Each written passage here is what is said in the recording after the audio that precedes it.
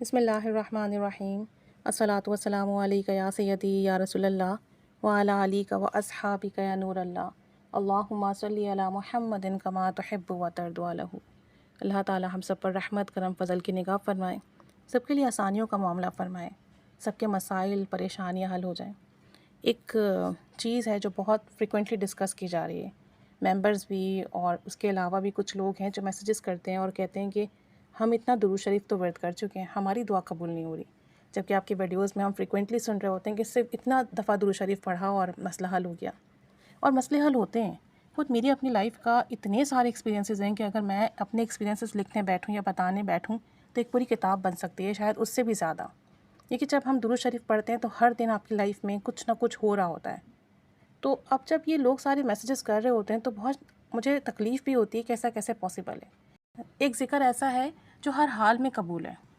تو جب ذکر وہ ہر حال میں قبول ہے، ہر کیفیت میں قبول ہے، چاہے اسے ہم نے توجہ سے پڑھا ہو یا نہ پڑھا ہو، بے دھیانی میں پڑھا ہو، لیکن وہ قبول ہے۔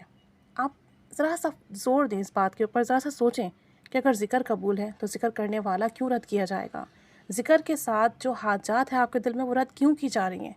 یا آپ کی جو دعا ہے وہ قبول کیوں نہیں ہو رہی ہے؟ بات یہ نہیں ہے کہ ہم لاکھوں میں درود شریف پڑھیں، بات یہ کہ درود شریف پڑھیں کیسے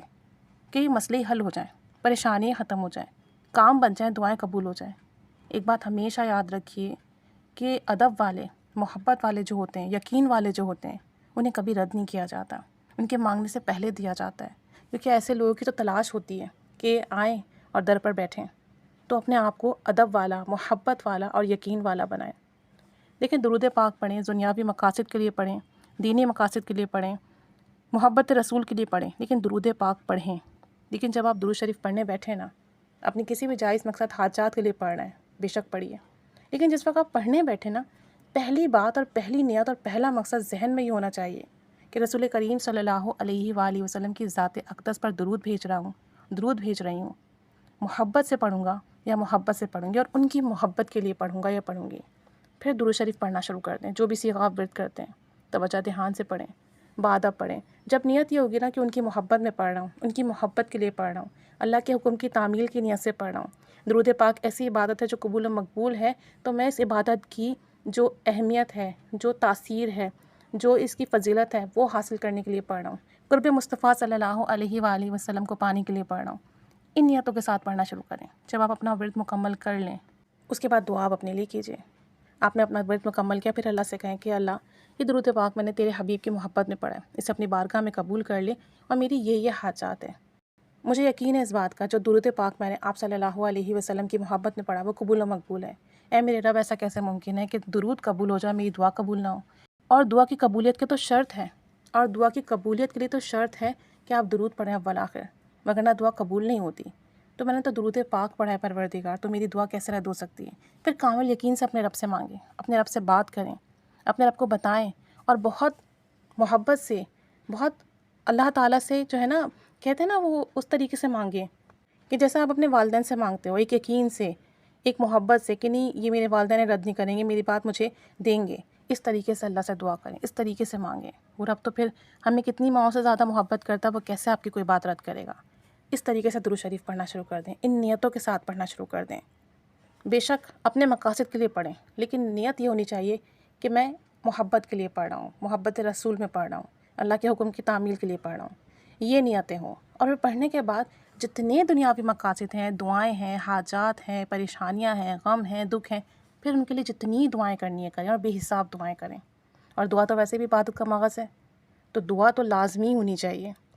اس طریقے سے پڑھنا شروع کر دیں۔ اگر آپ 1.25 کی نیت کر رہے ہیں، 70,000 کی نیت کر رہے ہیں، 1.25 کی نیت کر رہے ہیں، تو بھی محبت رسول میں درود پاک پڑھنے کی نیت کریں، اور پھر اللہ سے کہیں کہ اللہ، میں یہ درود پاک تیرے حبیب کی محبت میں پڑھوں گا یا پڑھوں گی، لیکن یا رب السعود، اس درود پاک کی برکت سے میری یہ چھوٹی موٹی دنیاوی حاجاتیں پوری کر دیں، کیونکہ محبت رسول صلی اللہ علیہ وآلہ وسلم سب سے بڑی چیز ہے، سب سے بڑی نعمت ہے، سب سے بڑی دولت ہے۔ پھر اس کے بعد جتنی بھی دنیاوی چیزیں ہیں وہ بہت حقیر ہیں اور معمولی ہیں، اس کے بعد پھر ان کے لیے کہیں کہ اللہ، یہ تو اتنی چھوٹی موٹی چیزیں، تو اس درود پاک کی برکت سے مجھے یہی عطا کر دے۔ نیتیں کریں تو بھی محبت رسول صلی اللہ علیہ وآلہ وسلم،